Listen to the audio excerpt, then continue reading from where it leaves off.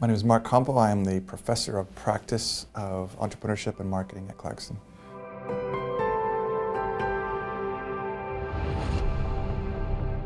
Every student in the School of Business starts with a course called the Introduction to Innovation and Entrepreneurship that I teach, and we start companies together. That foundation helps students to apply courses they take later, so their marketing courses make sense because there's a lot of if only I knew, particularly in the finance area. When they learn how to manage their accounts, they wish they had known that when they started their first companies. Most schools, if they do an experiential program, do it at the end, so students get a chance to apply what they've learned. We do the reverse. We have them try it out and then apply those skills. The other thing that we do then is all of our students are required to have an internship or a co-op that puts them out in the working world, and that's where they then, as maybe later in their academic career, get to see the application of those skills.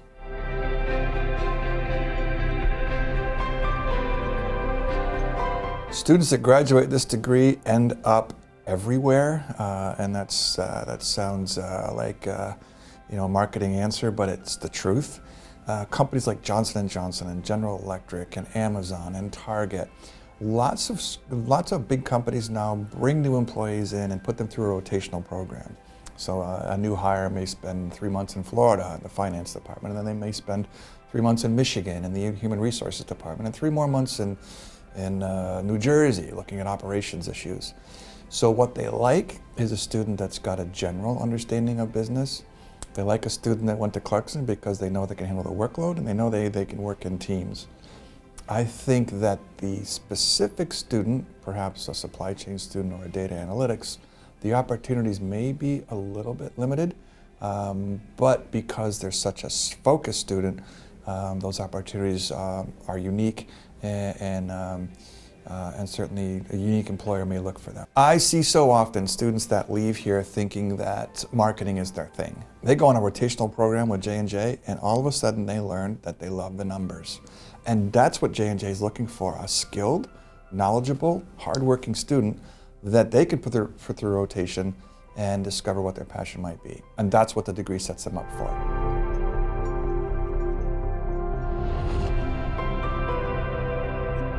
It's very advantageous to look at innovation and entrepreneurship at Clarkson because we are very hands-on. We don't hide behind the fact that our job is to create great employees. We're not here to make well-rounded analytical thinkers who are citizens of the world. That's awesome if that happens, but our job is to make great employees. So because we're so technical and we're so focused on the outcome, it's a perfect place to study innovation and entrepreneurship.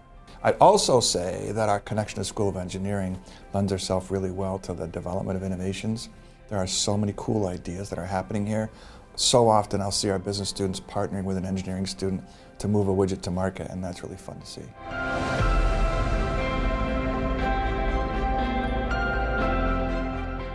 Every faculty member is different in how they make themselves accessible to students.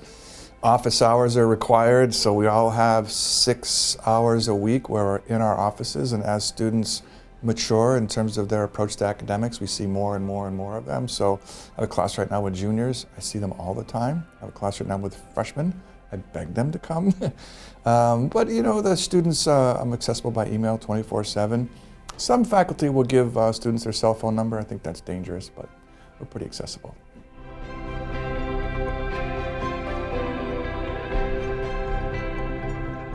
My focus is small business, Main Street entrepreneurs. We've gone through an evolution where Main Streets have been crushed by big box and the internet, but we're seeing a resurgence there. I think our millennial population is seeing some value in face-to-face exchanges, so it's fun to see that coming back. I teach a course to practicing adult entrepreneurs who are out there, have been in the working world for some time now, tonight, every Tuesday night, which helps me to stay relevant and focus on what they're doing. And I also have a business that keeps me busy as well. The reason that we teach business by doing business the very first day is lots of reasons. We have been recognized as the National Undergraduate Business Program of the Year by our national accrediting body. We've been nationally ranked. And many times when we're presenting, faculty from larger schools come to me and say, I don't know how you do it. There's no way we could pull that off. And I think that's true in big schools. The fact that we're small enough allows us to do something creative and unique like this. It's really attractive to an 18-year-old high school senior who thinks they want to pursue business to be able to say that the first day, literally the first day you arrive on campus, you're going to start building a company.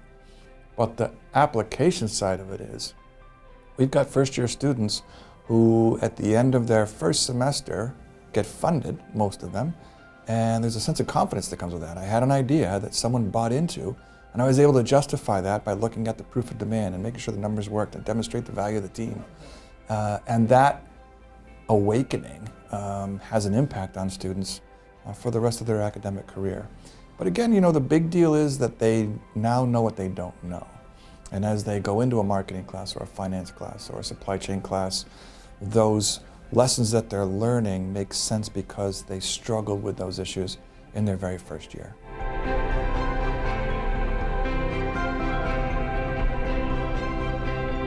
I think the fact that students in their very first semester build their own companies is good and bad.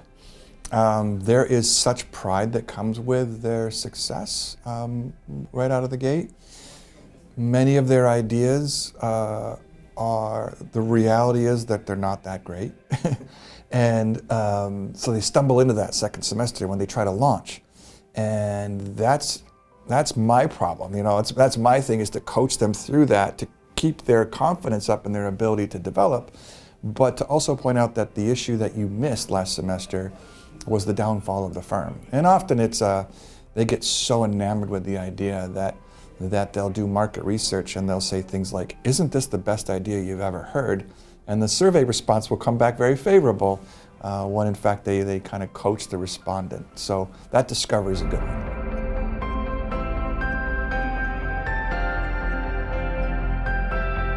We've had several companies that have met with a great deal of success at the end of their first year.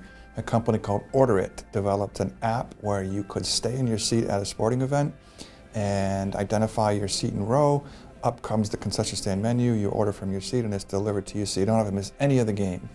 They were so successful that they won the New York State Business Plan competition. One of our alumni was enamored with the students and their idea, put them up in his guest home in Raleigh, North Carolina, so they took a semester off to develop the idea, ended up selling the idea to a large firm, coming back to class to finish their degree. That was a wild ride and a lot of success. I chased those kids to Colorado Springs and they won a national competition out there. I think overall they won maybe $75,000 or $80,000 in prize money for their great idea. We had a group of students called Fourscore. I had a Division I soccer athlete who decided to forego a Division I scholarship and come to Clarkson and play Division III soccer because she felt like our platform to build a company was exciting for her. The idea was that female athletes have different sized bodies, and there's no such thing as genes that fit the unique attributes of a female athlete's body. So how do we develop genes custom to that particular market? Tremendous team. Again, won our regional business plan competition, went to the New York State competition, and won that competition over graduate students from some prestigious Ivy League schools. And they're continuing to pursue that idea. Kind of slowed down the pace a bit as their lives have gotten a little busier, but that was a big success too.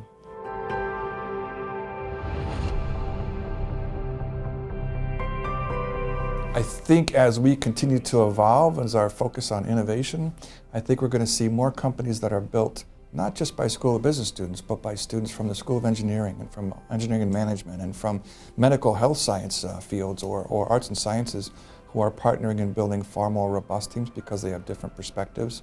So I think in the future, our companies are going to be stronger because they're going to be more interdisciplinary.